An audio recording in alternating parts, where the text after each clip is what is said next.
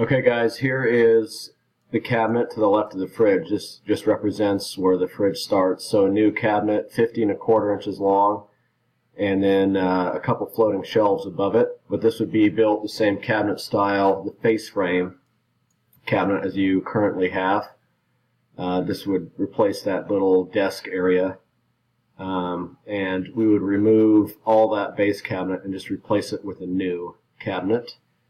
And the island, 36-inch cooktop, 2 drawers below, spice pull-outs, triangle cabinet on that left corner, and then drawer stacks on the back.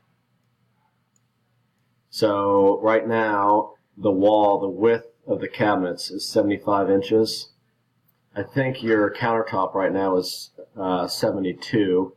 So by the time your countertop goes on, you're going to add about 3 more inches, which would bring the countertop to 78. But I need to make it a little bit wider if we want to put another spice pull-out in here. So these are both 7.5 inches wide. So the inside opening would be 5 inches for the spice pull-out.